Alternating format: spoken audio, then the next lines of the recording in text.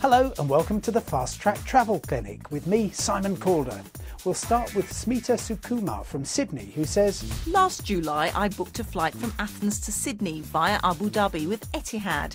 Sadly, for medical reasons, I was forced to cancel the trip. In my conversation with the airline's London office, staff was sympathetic and polite and advised me that I would be entitled to a full refund. But after 6 months and 6 calls to Etihad, I am at my wit's end. I took up Smita's case with Etihad's HQ in Abu Dhabi, and I'm glad to say the airline has accepted it didn't handle the matter as well as it might. Etihad Airways apologises for the delay in responding to Dr. Smita and has agreed to reimburse her for the full amount, I've been told. An official letter should be on its way to you. No doubt you'll let me know if it doesn't arrive. Many of you have been in touch to find out about the Boeing 787 Dreamliner, which was grounded in January on safety concerns. Andrew McKenna is booked to fly to Mexico on the new aircraft with the British airline Thomson, but is worried that he might be switched to another plane. It's as if I ordered and paid for a Mercedes. Would I be happy with a Renault Clio? No, and that's the same principle here. I paid for a flight on the Dreamliner. I understand it's not Thomson's fault, however no doubt any financial loss to Thomson's will be covered via compensation from Boeing. It's only customers like me that will lose out. Andrew, I put your concerns to the airline and they say our priority is to ensure our customers go on their holidays. You have no right to cancel without penalty. Like every airline, they specify they may change planes for any reason and have contingency plans in place, including using alternative aircraft for our long-haul flights to Mexico and Florida if delivery is delayed. Next, CJ Osgar emails from what he calls a hot and humid Bangkok about his first flight in business class. He bought a round trip on Kenya Airways from Nairobi for nearly $2,200. But then his plans changed. I wanted a refund on the return portion of my ticket.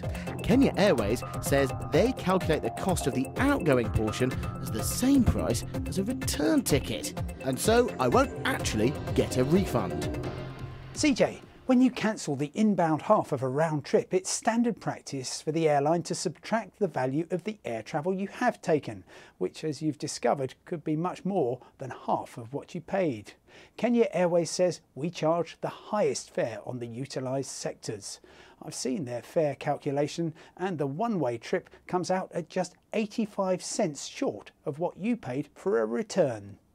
I don't recommend you pursue a claim for less than $1, but if your ticket is like the only business class trip I've bought, it should be valid for a year, so perhaps you might still get to use it.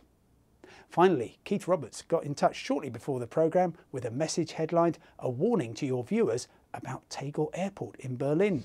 Whilst I was checking my luggage in, at the desk there was a commotion. It seemed when a traveller was putting his case on the scales, someone distracted him from behind, and his hand luggage was stolen. Thanks, Keith, for a very timely warning. The first rule of travel: never take your eyes off your possessions for a moment in an airport, a railway station or a border town.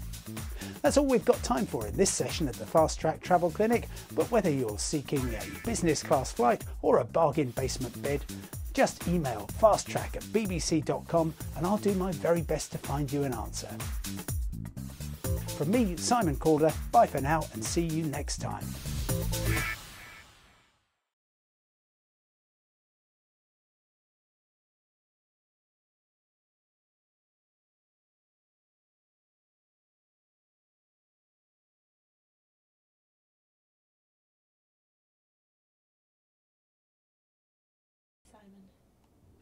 Later, on the Fast Track Travel Clinic, you book a round-trip ticket but can only fly the first leg. How much of a refund can you expect? A clue, it's a round number.